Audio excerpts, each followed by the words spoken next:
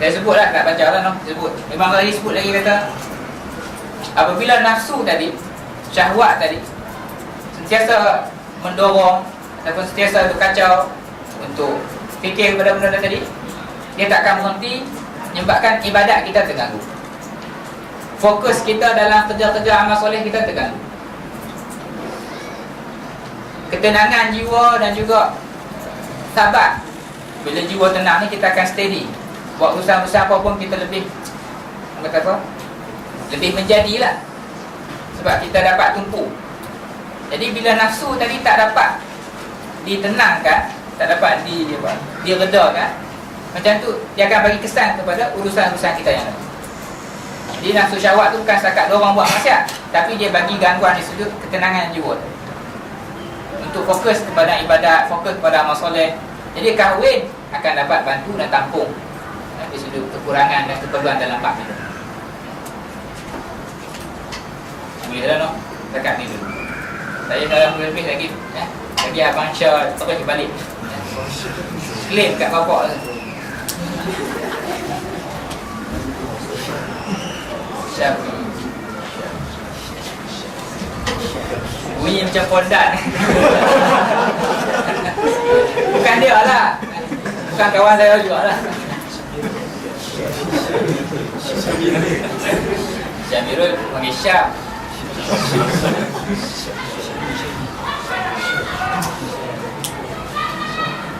Cukuplah, no? Faedah kedua tu cukuplah, jelas kot. Faedah yang ketiga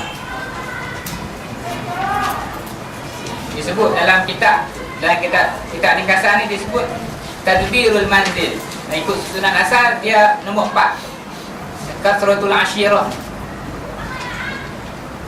Faedah yang ketiga dari sudut menambahkan teman, ramainya teman, khususnya isteri lah. Abang boleh sebut apa faedahnya, ialah tarwihun nafsi, merehatkan nafsu, melegakan jiwa. Tarwih ni maksudnya merehatkan, menenangkan, melegakan jiwa. Wa inasuha, dan juga menjinakkan dia, menghiburkan dia, menenangkan dan melegakan jiwa. Dengan cara apa? Bil mujalasah, dengan kita duduk, wal mula'abah, dan bergurau senda, wan nazar, dan tengok. Tengok pada siapa? Tengok pada isteri kita. Tengok isteri, bergurau dengan isteri, duduk dengan isteri itu memang dia kata apa? Dia bagi ar-rahah lin nafsi, bagi ketenangan kepada jiwa dan hati. Ni betul dah ni. Ni kena faham semua ni. Yang pertama, irahatun lil qalbi, rehat hati tadi. Yang keduanya apa? Wa taqwiyatan lahu 'ala al-ibadah. Ini penting ni kena tulis. Dia menguatkan pula jiwa tu untuk menunaikan ibadat. Jangan ingat duduk dengan isteri, bergurau dengan tu melalaikan, tak. Duduk dan bergurau itulah yang akan menguatkan lagi jiwa untuk melaksanakan perintah-perintah Allah. Sebab apa? Sebab hati tu dia dah dapat tempoh rehat. Kereta bila berjalan kat highway, dia kena berhenti di R&R. Kalau dia tak berhenti, jalan lagi, dia akan rosak tengah jalan.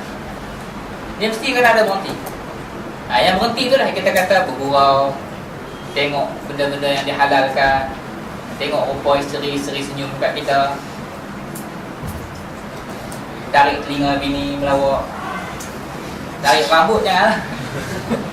Apa-apa tadi yang melibatkan bergurau senda, tengok orang yang kita selesa. Semua ni dia kata apa? Abang dia kata apa? Dia bagi ketenangan pada hati dan menguatkan untuk ibadat. Ini penting ni, poin menguatkan lagi untuk ibadat. Ibadat ni termasuk ibadat study lah. Oh Ustaz seronok ni, hujah ni boleh guna untuk ayah ni, bukan cakap ayah boleh guna untuk JPA. Menguatkan lagi untuk saya belajar dan study. Bang lagi sama ni, saya sebut lah, saya baca sikit sebab benda ni kata apa, bernilai lah.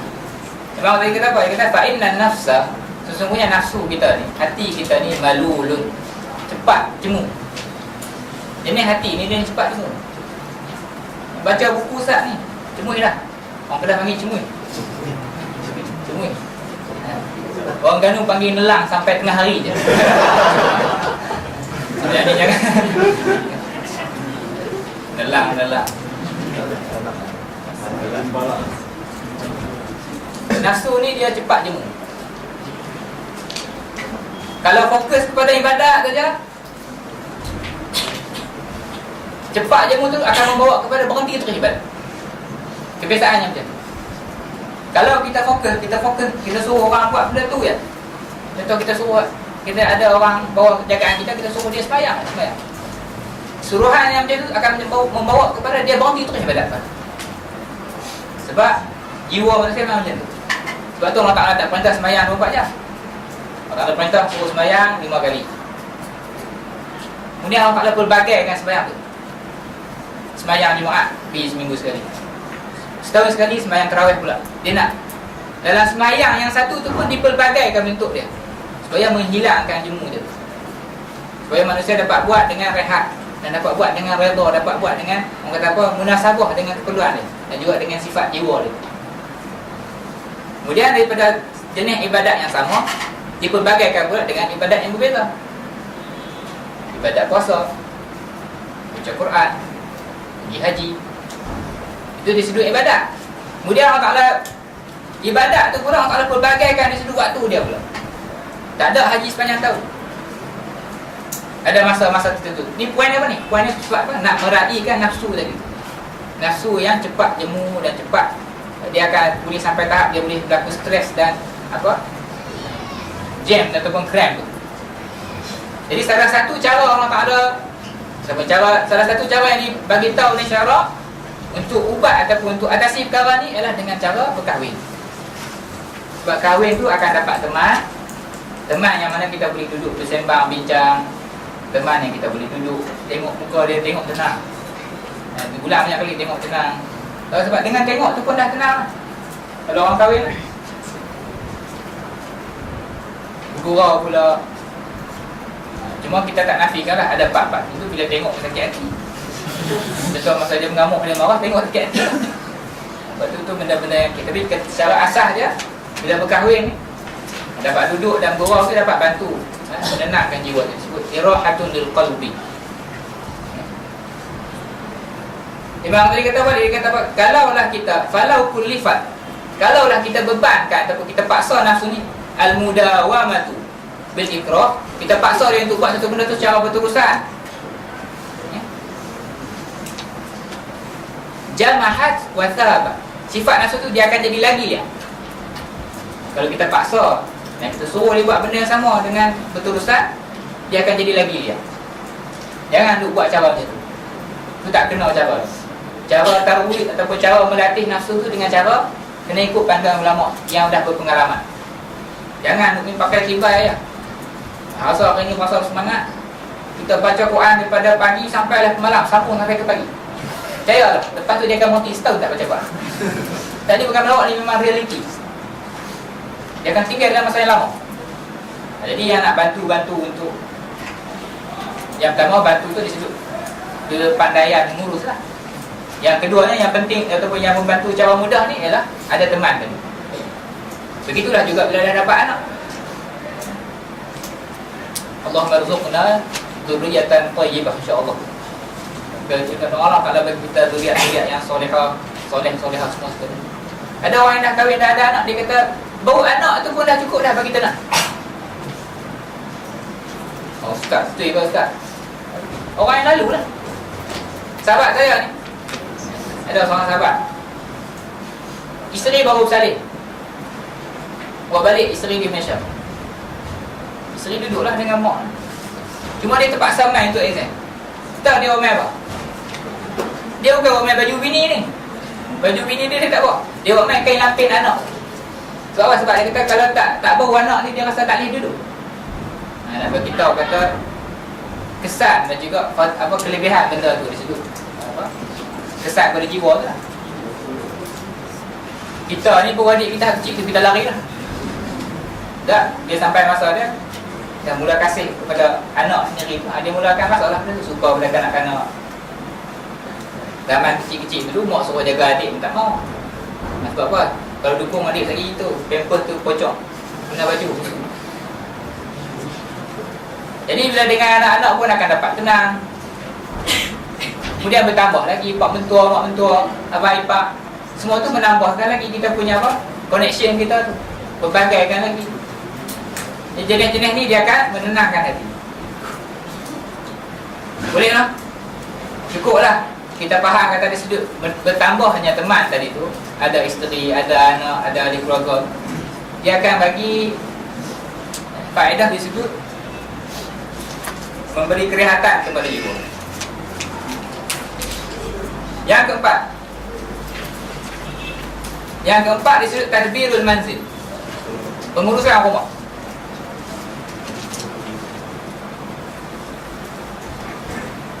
Lama dah baca ni tak habis ni. Pengurusan rumah ni memang tadi kata apa? Persoalan ni lah dalam rumah. Nak kena memasak, nak kena basuh baju, nak kena sapu sampah, nak kena kemah-kemah rumah, nak lap-lap bagi rumah tu selesa elok. Jadi urusan-urusan itu begitu juga persoalan duit, kemasukan kewangan dalam isi rumah tadi, dan juga persoalan menjaga keselamatan dalam rumah tadi disebut keselamatan. Itu pun persoalan yang perlu dalam pembinaan sebuah rumah. Jadi kalau kita seorang, kita lah yang nak jaga keselamatan, kita lah yang nak cari duit masuk dalam rumah, kita lah yang nak kemas, kita lah yang nak basuh baju, kita lah yang nak sapu sampah. Jadi kerja tu letih lah bila seorang saja yang buat. Tapi bila berkahwin, pengurusan rumah tu dah dibahagikan kepada tanggungjawab suami dan tanggungjawab isteri, khususnya kepada suami. Hak orang lelaki ni faham-faham lah. Kalau dia ada raga tu ada tiga raga tu akan penuh setiap masa. Mesin basuh ada satu, kalau boleh nak beli mesin basuh tiga, beli tiga pun, tiga raga tu penuh lah. Sebab apa? Sebab tabiat mereka macam tu. Bukan mereka lah, tangan dia tuju tak selalu lah. Dah boleh picit lah, tanya lah. Suruh kawan-kawan tolong apa? Buat orang kata apa? Sudah tertabak lah dengan duk cari aib orang ni. Semua tanya lah kawan-kawan, betul ke tu? Cek boleh lah, boleh percaya ke? Mengaku ke? Akhwat pun sama lah. Tak selalu proses selamat. Jadi tak usah tanya lah dia kan yang tanya. Kebiasaannya baju tu timbun tak basuh. Orang lelaki ni biasanya dia basuh 2 minggu sekali. Percayalah pada dia. Ada. Cakap bukan berdasarkan pengalaman, saya akan tengok orang lain lah. Kalau dia ada baju tu 20 helai, bila sampai baju yang ke-19 tu, baru dia akan basuh baju lain. Kebiasaan macam tu. Lagi ada baju lagi tu lah dia pakai. Kemudian baju yang dah pakai tu, selagi mana tak bau, lagi tu lah dia akan pakai. Mengakulah. Jadi orang yang paling bahagia ni dia ada sikit je baju. Tak banyak baju kena basuh. Yang jenis ada banyak baju, dia akan timbun. Dia letih nak basuh baju. Jadi persoalan basuh baju tu saja kepada orang lelaki. Persoalan tu persoalan yang macam nak tadbir daulah dah lah. Persoalan basuh baju ni, itu tak kira pinggan mangkuk lagi. Lepas makan, lepas ni simpan esok pagi tu, time orang lelaki ni dia akan basuh pinggan dan cawan tu, time dia nak guna pula. Bukan time lepas guna. Beza tu. Kita lepas guna, kita basuh terus. Ada hak jenis malah ni, dia guna tu, dia akan basuh pula bila nak guna lagi sekali. Ikutlah. Gelak-gelak tu dia lah tu. Siapa ini tak lah, setakat anda duduk dia lepas makan tu, dia akad semua kalam. Boleh harap lah maksudnya. Dengar cerita kosong ni, betul tak? Jadi persoalan nak urus rumah ni, dari segi orang lakinya, basuh baju, memasak, sapu sampah, urus anak-anak, soalan pakaian dia, serika baju semua tu. Walaupun simple, tapi yang tu akan membantu orang lelaki ini di situ menguruskan urusan harian. Dia kalau dia dapat membantu di situ tu, dia dah boleh fokus dah betul-betul. Macam tu lah juga orang perempuan. Bukan nak kata kerja basuh baju tu tanggungjawab orang perempuan mata-mata tak. Memang dari segi kebiasaannya orang perempuan lah kena bantu suami. Orang perempuan pula akan dapat faedah di sudut pengurusan rumah tangga ni, sudut ada orang yang jaga keselamatan rumah. Sebab ada orang lelaki seorang dalam rumah. Sebab ayah dan adik-adik lelaki bila dia pindah duduk di rumah bersendiri, dia kena ada orang jaga keselamatan. Yang jaga keselamatan suami. Jadi jiwa tu tenang. Kalau duduk seorang-seorang rumah bujang, orang perempuan, walaupun duduk ramai-ramai, rasa tak selamat tu masih ada. Sebab dia rasa dia tu orang perempuan, dia rasa lemah, dia perlu pada orang yang menjaga dia. Perasaan orang perempuan tu memang dia nak ada orang yang jaga dia. Jadi bila kahwin dia tu dapat bantu, dia tu tenangkan jiwa dia sudut. Kemudian di sudut kewangannya, suami wajib bagi nafkah. Wajib, kena ingat ni, orang perempuan tak payah cari duit. Kalau dari segi bahasa kita tu tak payah cari duit, maksudnya tak perlu. Kalau suami tak bagi, dia boleh tuntut. Boleh tuntut dia mahkamah ni, kira hutang tak bagi nafkah ni, sebab kewangan harian. Jadi itu pun dah bantu di situ merehatkan jiwa dan melapangkan jiwa. Kalau dia nak bekerja tu, semua tu cerita lain lah, kita bincang masalah lain lah kan. Cuma dia kata dari segi tadbirul manzil tadi, dengan berkahwin kita dapat soalan tu, selesai masalah. Kita nak cepat ni, last kali soalan mujahadatun nafs. Dapat fadilat dan pahala di sudut mujahadah nafsu. Mujahadah di sudut apa? Mujahadah di sudut suami bila dia keluar cari rezeki, dia lawan nafsu. Jadi dia dapat pahala yang besar dapat. Ya, apa kesan dia lawan nafsu tadi. Sebab tu dalam hadis sebut apa? Pahala yang paling besar sekali bagi nafkah ialah pahala suami. Suami bagi makan isteri dan anak-anak, itulah pahala yang lebih besar daripada sedekah-sedekah biasa ni. Bahkan ada yang kata sama naik dengan zakat punya pahala dia. Ada yang kata lebih lagi. Bagi tahu bila keluar cari rezeki tu dapat pahala. Isteri pula mujahadah. Mujahadah lah suami ni baju bila balik baling dia dapat mujahadah lah. Tak urus soalan suami tu. Jadi dua-dua pihak akan mujahadah. Mujahadah lagi di sudut apa? Yang ni yang orang tadi sebut ni. Kebiasaannya isteri ada kainah dia, suami pula ada kainah dia. Jadi bila berkahwin, kedua-dua orang ni tak boleh lari. Masing-masing mesti akan bermujahadah untuk berhadapan dengan kainah dan juga perangai setiap satu antara sama dia. Jangan duk muhung lah. Kita bukan jangan muhung tak kena. Jangan duk perangai sangat lah. Jangan duk perangai bila kahwin tu. Semuanya kita akan tengok macam apa, bunga-bunga terbang, daun-daun terbang tu tak. Dia akan ada masa stokin terbang ke apa. Bukan kalau stokin tu, maksudnya ada masa-masa tertentu tu kita akan berhadapan dengan kainah orang yang paling rapat dengan kita. Masa tu kita perlu mujahadah. Masa tu kita akan diuji. Sekiranya kita bersabar dan berakhlak mulia, kita akan dapat pahala yang besar. Kenapa tadi kata orang lelaki kena ingat, khususnya orang lelaki lah, tuju pada orang lelaki ni berhadapan dengan kainah orang perempuan. Kita sebut kainah ni, mungkin orang perempuan maksud ustaz guna perkataan kainah ni macam menghina kami je. Kita ubah perkataan lah. Maksudnya ada sikap-sikap orang perempuan tu yang memang kita kena sabar. Sebab bukan dia nak. Ada yang dia panggil ketidakstabilan bulanan. Dia ada ketidakstabilan bulanan, kena berhadapan. Bukan dia saja nak buat. Bila sampai masa dia tu, yang kita panggil dauran syahriyah, apa kitaran bulanan, memang akan sampai masa dia mungkin berbeza muamalah dia. Masa tu kena sabar. Bila sabar dapat pahala. Ada juga ketidakstabilan yang berbentuk tahunan. Bila dia dapat anak, dia mengandung, kemudian dia lahir, yang tu pun tak stabil tu. Tak sama isteri yang ketika mengandung dan sebelum mengandung. Ada kes yang suami ni, bila isteri tu mengandung, isteri tu alah kepada bau suami. Cuba bayanglah, kena tidur rumah orang lain. Sebab bila bau suami yang bukan cakap tak lalu makan, muntah pula. Jadi kalau lah abang Syah kita tak terbayangkan benda tu, mestilah dia akan marah. Mula-mula bini tu buat perangai pun tak ada maksudnya. Mula-mula datang ujian itu kepada dia. Kita ubah ayat yang lebih elok lah. Kalau dia tak faham benda ni, mestilah nak mengamuk kan nak. Jadi bila ada benda-benda tu, dia melatih Dia suruh mujahadah ni bukan maksudnya terus jadi baik. Mujahadah ni maksudnya bila kita lawan, dia akan mematangkan kita. Dia akan matangkan.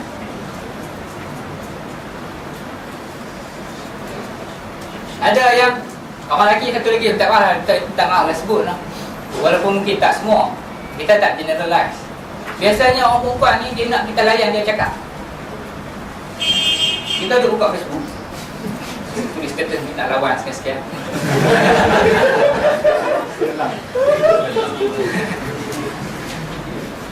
Isteri mai duduk sebelah, diri pula. Diri.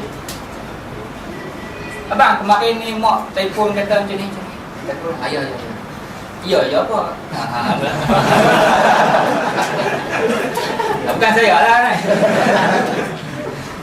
Maksudnya kebiasaannya dia nak kita fokus kepada dia cakap apa.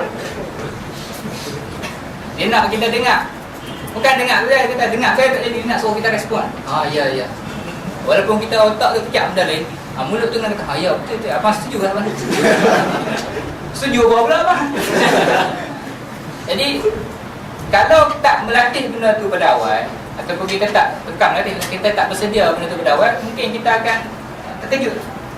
Jadi bila kita dah berhadapan dengan benda tu, dan kita dah tengok macam ni, dan tengok sikap kau ni macam ni, sikap macam ni, dan masing-masing boleh lawan nafsu tu untuk mengalah, untuk faham, benda tu dia akan matang kan. Bukan sekat matang, dia akan tambah pahala dua-dua orang. Cabaran tak sama lah setiap orang. Ada setengah orang dia dapat isteri yang macam ni, setiap dia cakap, isteri tu bukan bangkang, tapi mesti akan ada taklid dia. Taklid ni pasal apa? Komentar dia. Kita kata, jom pergi ke sini. Dia kata, awak tak pergi ke sana. Kita kata, bulan ni kita balik kampung. Dia kata, awak tak balik minggu ni. Dia bukan bangkang, tapi dia bagi cadangan lah. Kita bahasa baiknya memberi cadangan. Kalau kena kita jenis yang pantang orang bangkang, letih lah. Tak boleh orang bangkang lah. Jadi kena berhadapan lah benda-benda ni. Buku-buku yang tulisan, walaupun tulisan orang barat tu, dalam bab-bab ni membantulah. Yang kita tolak tu buku Man from Mars ke apa semua tu, yang cerita tentang sifat-sifat tu, bagi gambaran lah sikit sebanyak sebelum kahwin. Kena tahu juga lah benda tu, supaya dapat bersedia sikit. Nanti tak kejut, tengah duduk buka Facebook, bini main terpau marah ke apa kan, tahu dah tutup lah Facebook. Lelaki ni lagi lah kan, lelaki ni suka pegang joystick, main cat, main bola. Lepas kahwin tak boleh lah. Kalau nak main juga kena lari pergi asrama ataupun pergi rumah sewa orang pejam. Ada lah seorang kawan ni, lama lah, dia kata apa, saya ni sampai terpaksa berlakon jogging pagi-pagi. Bini tak bagi main pad. Ni cerita tak ada kaitan dengan dalam ni. Ada sahabat-sahabat yang dah kahwin. Ni jangan buat lepas ni. Saya pun tak buat lah. Ni cerita tahun 2007. Kawan tu kahwin awal. Dia kata, aku tagih dah nak main pad. Tagih dah ni. Kat rumah isteri tak bagi main. Kalau pun dia merajuk lah apa lah. Kita tak apa lah, dan ni kita buat macam ni lah. Kita pakat, abang kata pagi-pagi nak pergi jogging, jangan nak main bola. Nak pergi jogging takkan isteri nak jogging sekali kan. Jadi dia jogging semua lah. Dia jogging, tengah jogging pergi rumah sewa kawan. Sampai tu abang cepat buka juga, kita main pes dulu. Nak hilangkan tagih tu. Sampai tahap macam tu lah kadang-kadang. Kita pun kecewa lah dengan tindakan dia tadi tu kan. Tak patutlah buat macam tu. Begitu jugalah kita kecewa jugalah dengan isteri dia yang tidak meraihkan keperluan dia.